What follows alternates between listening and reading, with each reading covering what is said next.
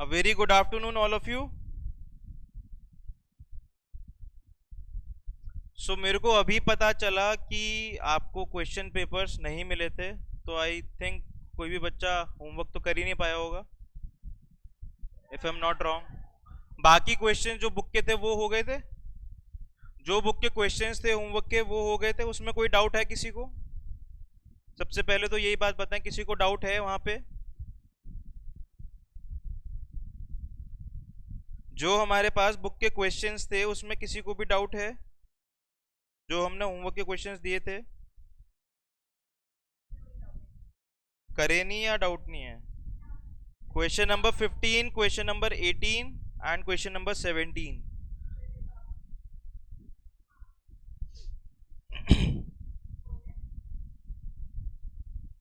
कोई डाउट नहीं है तो बड़ी अच्छी बात है, फिर आगे चलते हैं। हो गए बुक के क्वेश्चंस तो वेरी गुड। अब हम एक बार जल्दी से समरी कर लेते हैं रिडेम्पशन ऑफ डिबेंचर्स की, ठीक है? First we'll do summary of redemption of debentures and then will start our new topic, investment accounts. ठीक है, तो आज की क्लास में बेसिकली हम थोड़ा सा लाइट ही रखेंगे। पहले हम समरी करेंगे एंड फिर उसके बाद इन्वेस्टमेंट अकाउंट स्टार्ट करेंगे। तो बहुत ज़्यादा तो मैं नहीं चाहूँगा कवर अप करने की, बिकॉज फिर आप लोग छुट्टी पे चले जाएंगे और फिर सब भूल जाएंगे। इतने इतने दिनों में सब भूल जाएंगे तो मेरे को डबल मेहनत करवाएंगे आप। तो मैं आज कॉन्सेप्ट्स आपको समझा दूंगा, ज़्यादा क्वेश्चंस आज हम प्रैक्टिस नहीं करेंगे, ठीक है? तो स्टार्ट करें। So let's start with the summary of redemption of debentures. So redemption of debentures में basically हमने अकाउंटिंग ट्रीटमेंट सीखा था कि जब हमारे पास डिबेंचर्स रिडीम होते हैं तब कंपनी के बुक्स ऑफ अकाउंट्स में क्या जर्नल एंट्रीज होती हैं, क्या अकाउंटिंग ट्रीटमेंट होता है जो कंपनी अपनी बुक्स में करती है, ठीक है?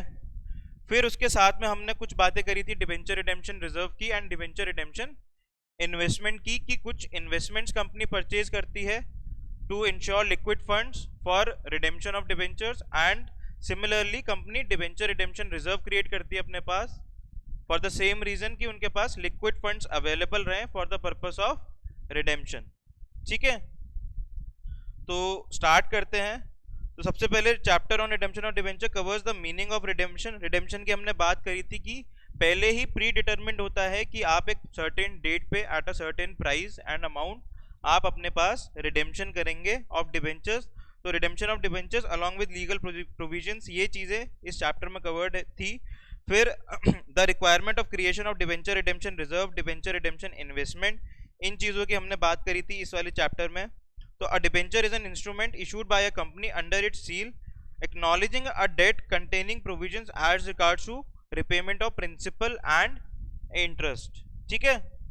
तो हमने बात करी थी कि डिबेंचर एक इंस्ट्रूमेंट होता है जिसमें हमारे पास कंपनी एक डेट लेती है, एक लोन रेज करती है, जिसमें बाकी ये कंडीशंस लिखी होती हैं कि रिपेमेंट ऑफ प्रिंसिपल किस टाइम पे होगी, कितनी अमाउंट पे होगी, एंड इंटरेस्ट की क्या टर्म्स एंड कंडीशंस रहेंगी, कितना % इंटरेस्ट रेट रहेगा, क्या हमारी ड्यू डेट रहेगी। ये सारी की सारी बातें हमारे पास डिबेंचर के इंस्ट्रूमेंट में लिखी होती हैं। तो a company may issue debenture with an option to convert such debenture into shares either wholly or partly at the time of redemption. तो ये भी हमने बात करी थी कि रिडेम्पशन के लिए रिडेम्पशन आपके पास कन्वर्टेबल भी हो सकती है एंड नॉन कन्वर्टेबल भी हो सकती है। डिबेंचर्स जो होते हैं हमारे कन्वर्टेबल एंड नॉन कन्वर्टेबल दोनों हो सकते हैं। तो जो कन्वर्टेबल डिबेंचर्स होते हैं उसमें डिबेंचर होल्डर्स के पास ऑप्शन होता है कि ईदर वो अपने डिबेंचर्स को फुल्ली कन्वर्ट कर लें in any other security, equity और प्रेफरेंस, और कुछ पार्शियली अपनी जो उनकी होल्डिंग्स है उन्हें वो कन्वर्ट करा ले in any other security. Clear है यहां तक बात? ठीक है, आगे बात करते हैं हमारे टाइप्स ऑफ डिबेंचर्स क्या होते हैं। तो अब इस समरी में आपके पास बहुत सारी थ्योरी भी आएगी एंड प्रैक्टिकल पार्ट भी आएगा, ठीक है? तो थ्योरी में अब आप देख सकते हैं टाइप्स ऑफ डिबेंचर में क्या होता है हमारे पास। सिक्योरिटी के वाइज अगर हम देखें हमारे पास टाइप्स क्या होते हैं, सिक्योर्ड डिबेंचर्स हो गए, अनसिक्योर्ड डिबेंचर्स हो गए। काफी सेल्फ एक्सप्लेनेटरी है ये। सिक्योर्ड डिबेंचर्स वहां वो हो गए जिनके अगेंस्ट में सिक्योरिटी कंपनी कुछ देती है, कोई भी मतलब कोई भी एसेट की सिक्योरिटी प्रोवाइड करेगी जिसके अगेंस्ट में डिबेंचर्स इशू हो रहे हैं। अनसिक्योर्ड वो हो गए जिनके अगेंस्ट में कोई भी सिक्योरिटी कंपनी ने नहीं प्रोवाइड कराई है। फिर उसके बाद में कन्वर्टेबिलिटी के हिसाब से देखा जाए तो हमारे पास कन्वर्टेबल डिबेंचर्स हो गए एंड नॉन कन्वर्टेबल डिबेंचर्स हो गए। फिर इसके बाद में हमारे परमानेंस के हिसाब से देखा जाए तो रिडीमेबल एंड इररिडीमेबल हो गए। रिडीमेबल वही जो एक सर्टेन पॉइंट के बाद आपके पास रिडेम्पशन हो पाएगी, एंड इररिडीमेबल जो कभी भी रिडीम नहीं होंगे। फिर नेगोशिएबिलिटी के हिसाब से देखा जाए तो रजिस्टर्ड डिबेंचर्स हो गए एंड बेयरर हो गए। रजिस्टर्ड डिबेंचर्स वो हो गए जिन डिबेंचर होल्डर्स के नाम डिबेंचर्स में लिखे हुए हैं। बेयरर डिबेंचर्स वो हो गए जिनमें किसी का भी नाम नहीं लिखा। Whosoever holds a debenture. बेटा अकाउंट्स में एमसीक्यू आज तक पूछे नहीं गए हैं, तो एमसीक्यू आपके सिलेबस का पार्ट नहीं है, वो क्वेश्चंस में गिवन है, तो इंस्टीट्यूट ने डाल रखा है तो हमने भी डाल दिए हैं, तो आप करना चाहे कर सकते हैं। It will just clear up your concepts, ठीक है। वैसे सिलेबस का पार्ट आपके नहीं है, ठीक है। तो बेयरर डिबेंचर्स आपके वो डिबेंचर्स हो गए जिनके ऊपर कोई भी नाम नहीं लिखा होता डिबेंचर होल्डर का। हूसोएवर होल्ड्स डिबेंचर्स वो डिबेंचर का ओनर हो जाता है। प्रायोरिटी डिबेंचर्स वो हो गए first priority debenture, second priority की जब भी कंपनी के पास लिक्विडेशन वाली सिचुएशन आएगी या जब भी रिपेमेंट की बात आएगी तो पहले फर्स्ट मॉर्गेज डिबेंचर्स को पेमेंट की जाएगी एंड देन सेकंड वालों को, ठीक है। तो ये हमारा थ्योरी का पार्ट हो गया। फिर मेथड्स ऑफ रिडेम्पशन क्या आते हैं हमारे पास। Redemption by paying off debt on account of debentures issued can be done by one of these methods. एक तो हमने लमसम की बात करी थी, इंस्टॉलमेंट्स में आप पेमेंट कर सकते हैं या फिर आप ओपन मार्केट परचेज भी कर सकते हैं। तो एट मेच्योरिटी और एट द एक्सपायरी ऑफ तो एट लमसम में क्या होता है हमारे पास कि एट मेच्योरिटी और expiry of specified period of debentures the payment of entire debenture is made in one lot. Lump sum में मैंने क्या बताया था आपको कि एक लॉट में आपको पूरी की पूरी पेमेंट कर दी जाती है। फिर इसके बाद इंस्टॉलमेंट्स में क्या होता है, इंस्टॉलमेंट्स में आपको टुकड़ों टुकड़ों में धीरे धीरे पेमेंट्स करी जाती है। ड्राइंग लॉट्स भी इसी में आता है। तो payment of specified portion of debenture is made in instalment or at specified intervals. धीरे धीरे आपको पेमेंट करी जाती है, बट पेमेंट आपको इन कैश ही होती है।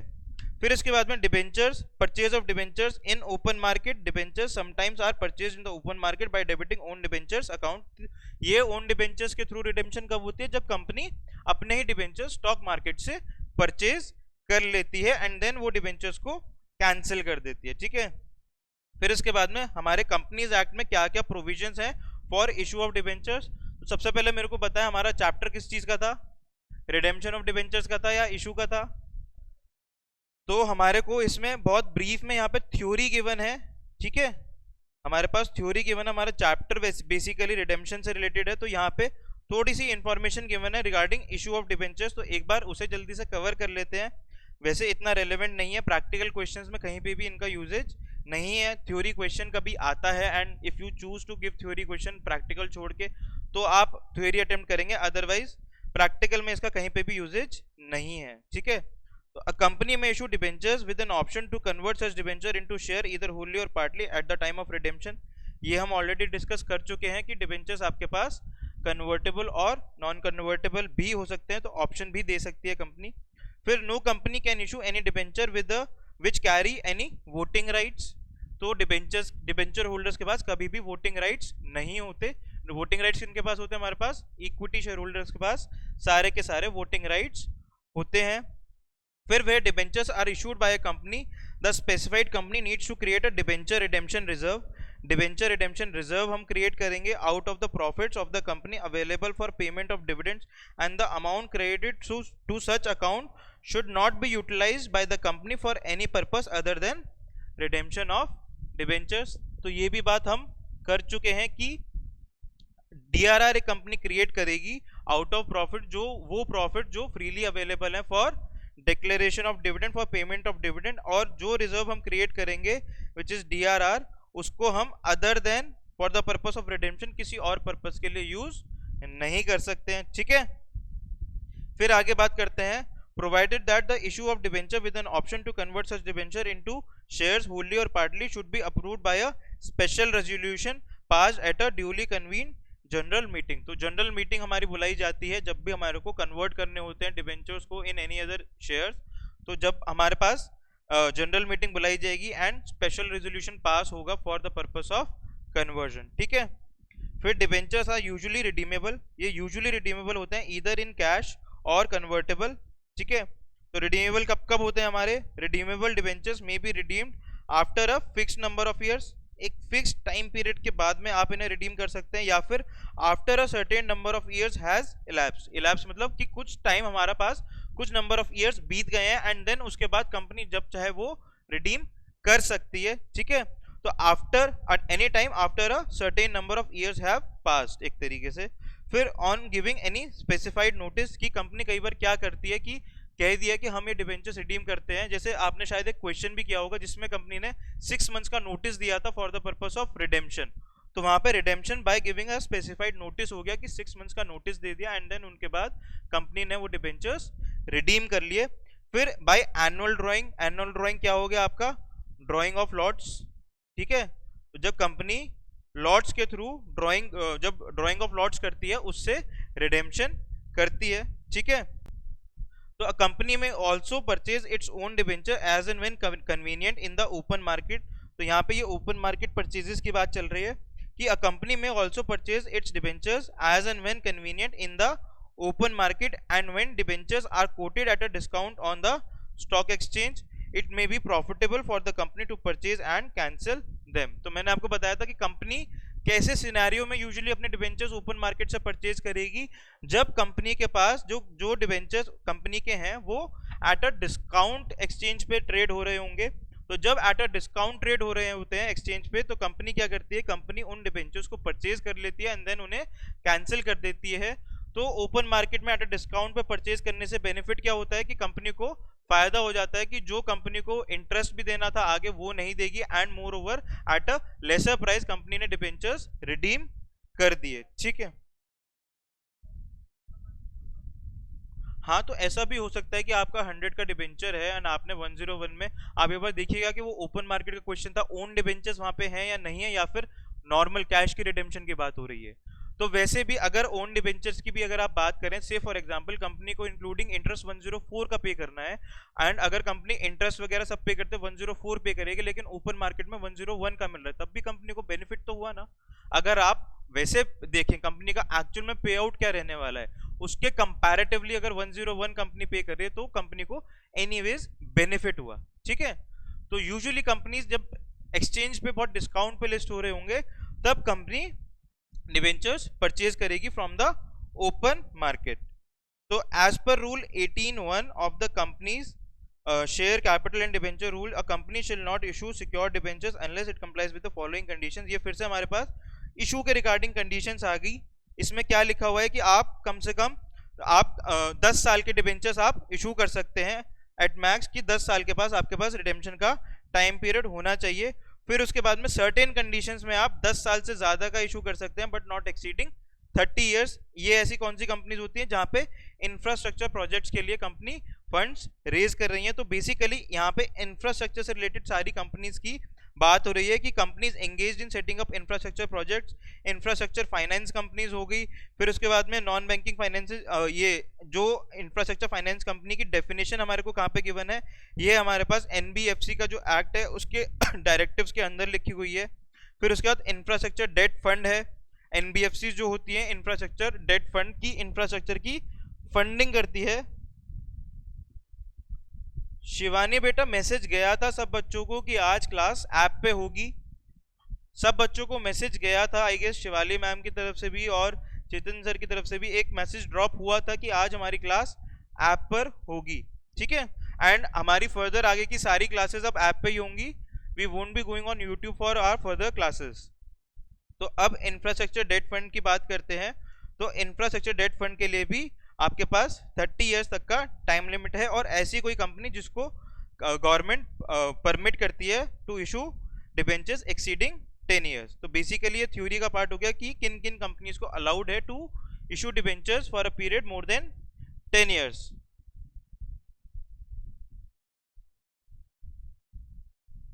हाँ, ओन डिबेंचर्स में अंडर राइटर क्यों होगा? आप कोई नया इशू थोड़ी ला रहे हैं, आप डिबेंचर्स बाय बैक कर रहे हैं। तो अंडर राइटर्स भी सेल कर सकते हैं मार्केट में अपने डिबेंचर्स, किसने रोका अंडर राइटर्स को? अंडर राइटर्स बस आपके पास एक इंश्योरेंस है, just like any other investor, underwriters को भी इंटरेस्ट मिलता है जैसे सब डिबेंचर होल्डर्स को मिलता है। तो हमारे पास बस अंडरराइटर्स हमारे डिबेंचर होल्डर्स हो गए। अब उनको लगता है कि उन्हें लोड ऑफ करना है, अपनी इन्वेस्टमेंट सेल करनी है, तो वो स्टॉक एक्सचेंज पे सेल कर सकते हैं। एंड स्टॉक एक्सचेंज पे कंपनी को अगर सही लगता है तो कंपनी बाय कर सकती है। दिस इज नॉर्मल बिजनेस, उसमें कोई इतनी बड़ी कोई बात नहीं है।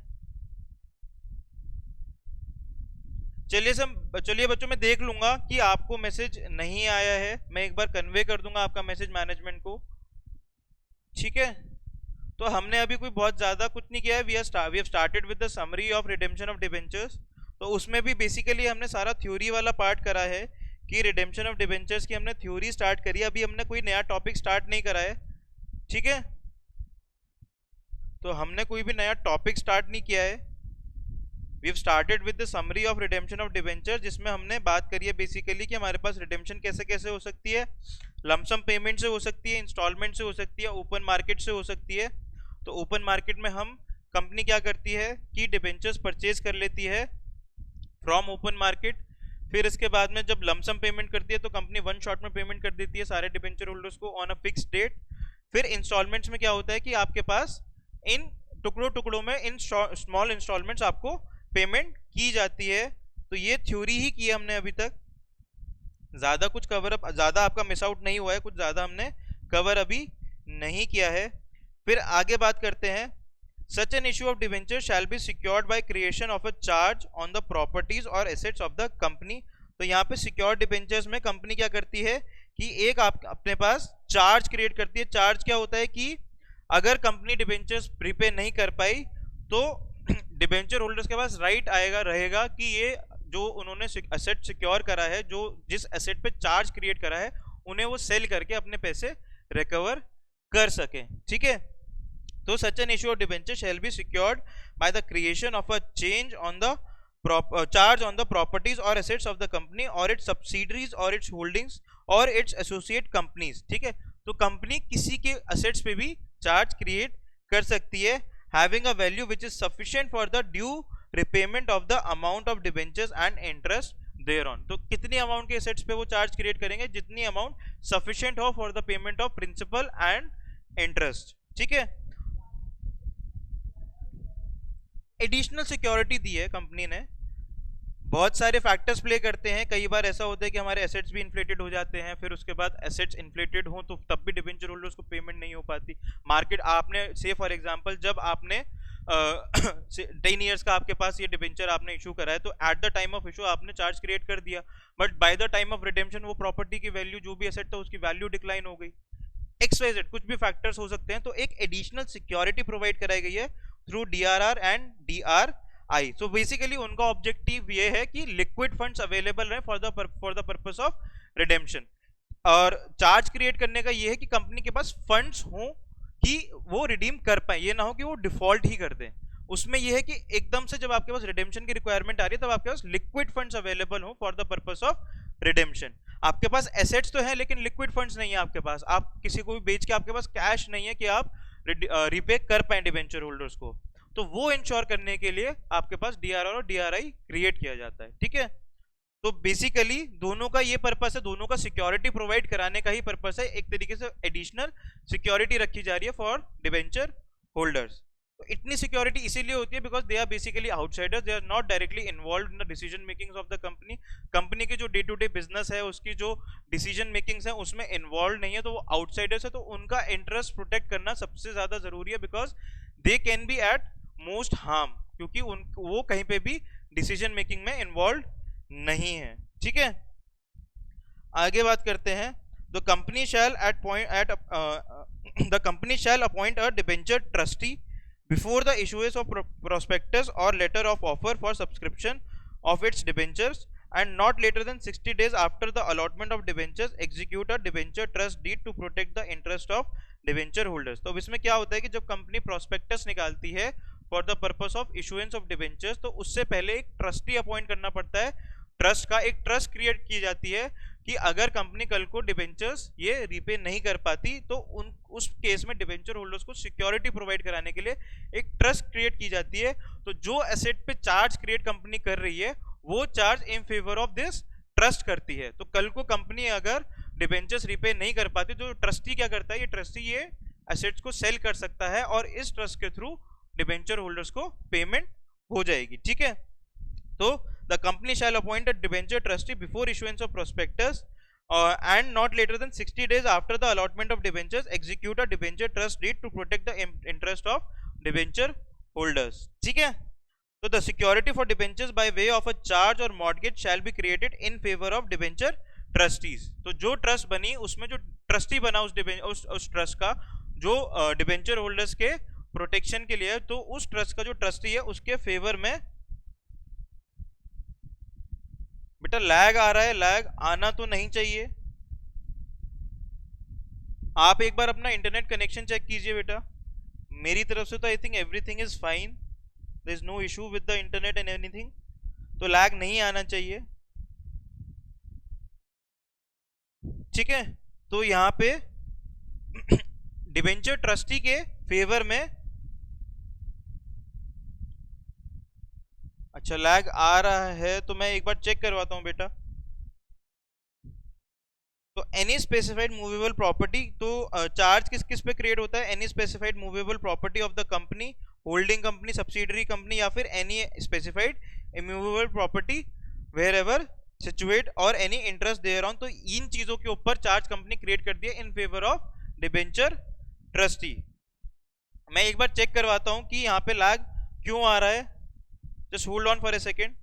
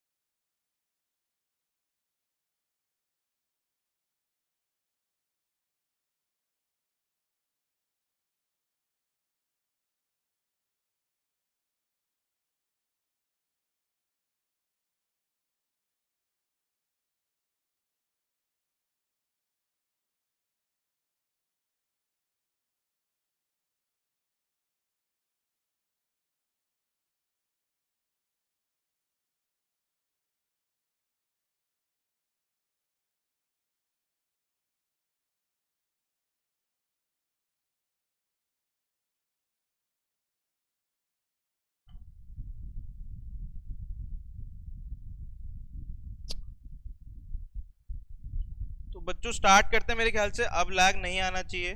ठीक है, स्टार्ट करते हैं।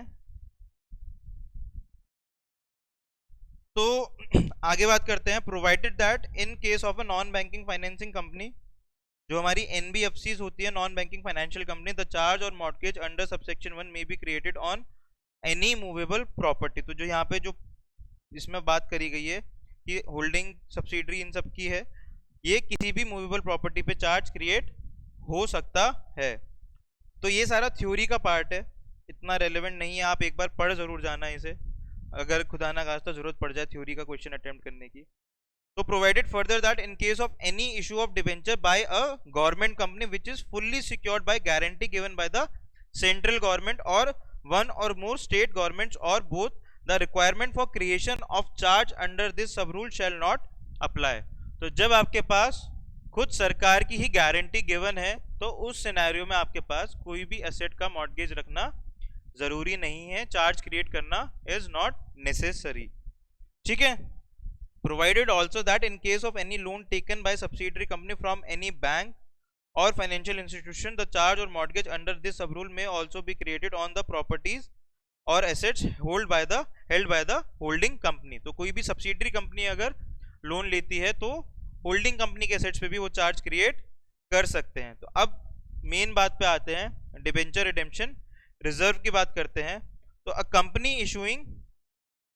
Issuing debentures may be required to create DRR out of the profits available for distribution as dividend, and such amount cannot be utilized by the company except for redemption of debentures.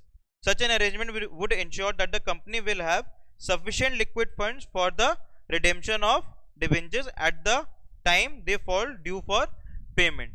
तो ये हमने DRR के विषय में बात करी थी कि जब आपके पास रिडेम्पशन की रिक्वायरमेंट आएगी तब आपके पास लिक्विड फंड्स अवेलेबल रहें, इसलिए कंपनी DRR क्रिएट करेगी आउट ऑफ फ्री प्रॉफिट्स जो कि अवेलेबल है फॉर पेमेंट ऑफ डिविडेंड्स. ठीक है, तो an appropriate amount is transferred from profit and loss account every year to DRR and its investment is termed as debenture redemption reserve investment. In the last year or at the time of redemption of debentures, the debenture redemption reserve are encashed and the amount so obtained is used for the redemption of debentures. ठीक है, तो last year में क्या होता है कि ये investments को हम सेल कर देते हैं और फिर अपने पास रिडेम्पशन कर लेते हैं ऑफ डिबेंचर्स. ठीक है, आगे बात करते हैं रिक्वायरमेंट्स टू क्रिएट DRR. तो यहाँ पे रिपीटिशन हो रखा है बार बार कि where a company issues debenture under this section it shall create DRR out of profits which are available for distribution every year until debentures are redeem. तो हमारे को हर साल ये मेंटेन रखना होता है एक DRR till the redemption of debentures. The amount credited to DRR shall not be utilised for any other purpose. The company should pay interest and redeem the debentures in accordance with the terms and conditions of the issue. तो जो हमारे पास agreement हुआ था eight the time of issue of debentures, उसी terms and conditions के basis पे हम redemption करेंगे और पेमेंट करेंगे इंटरेस्ट की. तो when a company fails to redeem, यहाँ पे बात कर रहे हैं कि अगर कंपनी रिडीम करने से फेल कर जाती है on the date of maturity, तो उस सिनेरियो में क्या होता है कि डिबेंचर होल्डर सबके सब पहुंचेंगे ट्रिब्यूनल के पास. ठीक है, NCLT के पास पहुंचेंगे, नेशनल कंपनी लॉ ट्रिब्यूनल के पास पहुंचेंगे और उनसे कहेंगे कि हमारे को पेमेंट नहीं करी गई, हमारे साथ डिफॉल्ट किया गया. तो ट्रिब्यूनल डिसीजन करेगा the company to redeem the debentures forthwith by the payment of principal and interest thereon. तो tribunal on the application of any or all the holders of debentures or debenture trustee भी एक application दे सकता है to the tribunal on default by the company, and after hearing the parties concerned direct by an order the company to redeem the debentures forthwith by paying principal and interest. तो tribunal फिर order देगा company को कि वो उनका redemption करे, वो कैसे भी करे, एसेट सेल करके करे, जो भी करे, बट वो एक ऑर्डर इशू करेगा कंपनी को कि रिडेम्पशन की जाए. ठीक है, हाँ जी.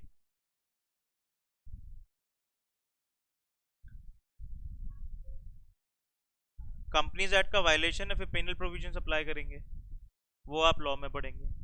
ठीक है, कोई भी प्रोविजंस का आप कंप्लायंस नहीं करेंगे तो they will always be a penal provision in the act जो आपको पेनल्टी लगाएगा क्योंकि आप लॉ का कंप्लायंस नहीं कर रहे. हमारा लॉ का पेपर नहीं, हमारा अकाउंट्स का है, हम चुपचाप से वो उतना पूरा कर लेंगे. जब लॉ के पेपर की बात करेंगे तब आप वो चीज देखेंगे.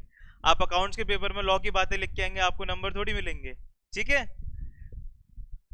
तो when the company is required to create DRR, the amount prescribed is credited to the debenture redemption reserve account and debited to the profit and loss account. ठीक है, तो फिर उसके बाद that shows that the intention of the company to set aside sum of money to build up a fund for redeeming the debentures. कि company ने अपने पास एक फंड क्रिएट कर लिया है और कंपनी की इंटेंशन दिखा रहा है कि उनके पास रिडीम करने के लिए इंटेंशन एक्चुअल में है, पेमेंट करने की intention है to the debenture holders. तो immediately the company should also purchase outside investments. तो DRI भी हम परचेज करते हैं. The entry for the purpose naturally will be debit debenture redemption investment and credit bank account. ठीक है, तो यही बात यहाँ पे दोबारा रिपीट करिए कि आउट ऑफ प्रॉफिट आप अपने पास DRR क्रिएट करेंगे और इन्वेस्टमेंट्स परचेज करेंगे. तो अब जो लिमिट्स है हमारे पास DRR और DRI क्रिएट करने की, वो लिमिट्स यहाँ पे मेंशन्ड है. तो हमारे पास बेसिकली आप लोग एक बार याद करके बताएं कि DRR की रिक्वायरमेंट हमारे पास किस केस में थी, किस सिचुएशन में हमारे पास DRR की रिक्वायरमेंट थी. बाकी किसी के लिए हमारे पास DRR की रिक्वायरमेंट नहीं थी। सभी बच्चे मेरे को बताएंगे किस किस केस में हमारे पास डीआरआर की रिक्वायरमेंट है खाली? Only in the case of unlisted companies. 10% हमारे को डीआरआर क्रिएट करना होता है of the value of debentures outstanding. Absolutely correct Aman. तो हमारे पास और किसी भी सिनेरियो में डीआरआर की रिक्वायरमेंट नहीं है। Only in case of unlisted companies we are required to create DRR at the value of the amount of to the tune of 10% of the value of debentures outstanding। ठीक है। फिर investment accounts में यहाँ पे बहुत सारी बातें लिखी गई हैं, पर आपको क्या याद रखना है? Investment account debenture redemption investment हमको कहाँ कहाँ क्रिएट करनी होती है? डिबेंचर रिडेम्पशन इन्वेस्टमेंट हमको कितना परसेंट क्रिएट करते थे हम? 15%। और किन किन सिनेरियोज में क्रिएट करते थे हम? एक तो अनलिस्टेड कंपनीज के लिए हो गया, और क्या क्या था हमारे पास? कौन? लिस्टेड कंपनी अगर पब्लिक इशू ऑफ डिबेंचर्स ला रही है। ठीक है, क्लियर है। फिर उसके बाद में हमारे पास एक लिस्टेड एनबीएफसी अगर एक लिस्टेड एनबीएफसी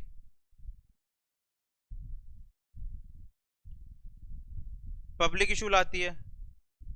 ठीक है, यही 3 सिनेरियोज थे हमारे पास जहां पे हमारे पास 15% डीआरआर। एब्सोल्युटली करेक्ट अमन बेटा। लिस्टेड एनबीएफसी जब हमारे पास पब्लिक इशू लाएगी तब हम 15% डीआरआर क्रिएट करेंगे। लिस्टेड कंपनी जब पब्लिक इशू लाएगी तब हम डीआरआर क्रिएट करेंगे। एंड अनलिस्टेड कंपनीज के केस में हम डिबेंचर रिडेम्पशन इन्वेस्टमेंट हम क्रिएट करेंगे। ठीक है, यहाँ पे ये डीआरआई की बात करी, सॉरी मैंने डीआरआर बोल दिया। डीआरआई परचेज करेगी, इन्वेस्टमेंट्स परचेज करेगी फॉर 15%। तो यहाँ पे यही लिखा है, all unlisted companies which are not NBFCs shall on or before 30th day of April in each year in respect of debentures issued, deposit और invested as the case may be, a sum which is should। आप इसे ऐसे देखिए, not to get confused। अगर हम line starting से पढ़े, all unlisted company which are not NBFC and HFC shall on or before 30th day of April in each year, a sum which should not be less than 15% of the amount of its debentures maturing during the year ended 31st March। हमारे को 15% की investments purchase करनी है। ठीक है, clear है सबको? Clear है सबको? ठीक है। अब ये इन्वेस्टमेंट्स कहां कहां पे कर सकते हैं आप? शेड्यूल्ड बैंक में आप रख सकते हैं फ्री फ्रॉम चार्ज और लेन। ठीक है, किसी भी शेड्यूल्ड बैंक में आप ये फंड्स रख सकते हैं, या फिर कोई भी सिक्योरिटीज परचेज कर सकते हैं ऑफ सेंट्रल गवर्नमेंट और स्टेट गवर्नमेंट। तो हमने देखा भी था इन्वेस्टमेंट्स में हमने गवर्नमेंट के बॉन्ड्स परचेज कर रखे थे, डिबेंचर्स परचेज कर रखे थे। ठीक है, अनएनकम्पर्ड हो गया बेसिकली आपके पास कोई भी चार्ज नहीं है, फ्री फ्रॉम सेलिंग, मतलब आप जब इसे सेल करने जाए तो इस पे कोई भी बैरियर्स नहीं है। अनएनकम्पर्ड इज अनहिंडर्ड, एक तरीके से ये कोई भी बैरियर नहीं है आपके पास, जैसे कोई भी चार्ज नहीं है, कोई भी लेन नहीं है, कुछ भी नहीं है। आप फ्रीली सेल कर पाने होने चाहिए, बिकॉज बेसिकली लिक्विड होने चाहिए हमारे पास। आप फ्रीली सेल कर पाओगे तभी हमारे पास डीआरआई का पर्पस सॉल्व हो पाएगा। ठीक है, तो ये हमारे पास ऐसे ही अनएनकम्पर्ड सिक्योरिटीज कुछ मेंशन कर रखी है in section 20 of Indian trust act, और ऐसे ही कुछ अनएनकम्पर्ड बॉन्ड्स है issued by any other company which is notified under Indian trust act. तो ऐसी भी कुछ कुछ हमारे पास सिक्योरिटीज हैं बेसिकली जो कि रेडिली सेलेबल हो। मेन पर्पस ये कि रेडिली सेलेबल हो, या तो आप उन्हें कैश के फॉर्म में बैंक अकाउंट में अपने पास रख लें इन अ शेड्यूल्ड बैंक, या फिर आप ऐसी सिक्योरिटीज में इन्वेस्ट करें जो कि रेडिली सेलेबल हो और अनएनकम्पर्ड हो। फिर आगे बात करते हैं, आगे क्या है हमारे पास? The amount deposited or invested as the case may be above should not be utilised for any purpose other than redemption. तो जो हमारा डीआरआई है वो भी किसी और पर्पस के लिए यूज नहीं होना चाहिए other than for the purpose of redemption. तो provided that the amount remaining deposited or invested as the case may be shall not be at any time fall below 50% of the amount of debentures maturing during the 31st day of March of that year. तो जिस साल में हमारे पास redemption हो रही है उसमें हमारे पास 15% से कम नहीं होनी चाहिए at any point of time. हमारे पास जो 15% की इन्वेस्टमेंट हमारे को रिक्वायर्ड है उतनी होनी चाहिए ड्यूरिंग द ईयर। तो in case of partly debenture DRR shall be in respect of non convertible portion only. ठीक है, नॉन कन्वर्टेबल पोर्शन के लिए ही हम DRR क्रिएट करेंगे। तो amount credit to DRR not be utilized by the company except for any purpose other than redemption of debentures। ये हमारे पास journal entries हो गई। ठीक है, तो necessary journal entries the books of accounts of the company are given below after allotment of debentures। अब debentures जब हमने allot करे तब उस टाइम पे हम क्या करते हैं, DRR क्रिएट करते हैं। यहाँ पे ये हमने DRR क्रिएट किया यहाँ पे। फिर इसके बाद में क्या हुआ, हमने आई परचेज करी, हमने डिबेंचर रिडेम्पशन इन्वेस्टमेंट्स परचेज करी। फिर हमारे को इंटरेस्ट मिलेगा उन इन्वेस्टमेंट्स पे जो हमने इन्वेस्टमेंट्स करी, और इंटरेस्ट को हम प्रॉफिट एंड लॉस अकाउंट में ट्रांसफर कर देंगे। ठीक है, तो अब आपके चैप्टर में आप में से किसी ने भी एक डाउट नहीं पूछा आपके हेलो, वॉइस आ रही है बेटा? Neha, can you hear me? I think voice clear होनी चाहिए, there should not be any issue with the voice। नहीं, but there is no issue with at my end, summary खत्म हो गई, absolutely clear। ठीक है, तो अब आप लोगों ने एक डाउट नहीं पूछा मुझसे कि सर हमारे को जो इंटरेस्ट मिलेगा इन्वेस्टमेंट्स पे, जो हमारे को इंटरेस्ट मिलेगा इन्वेस्टमेंट्स पे, वो हमारी इन्वेस्टमेंट अकाउंट में क्यों नहीं ऐड हो रहा, वो एक्रू क्यों नहीं हो रहा?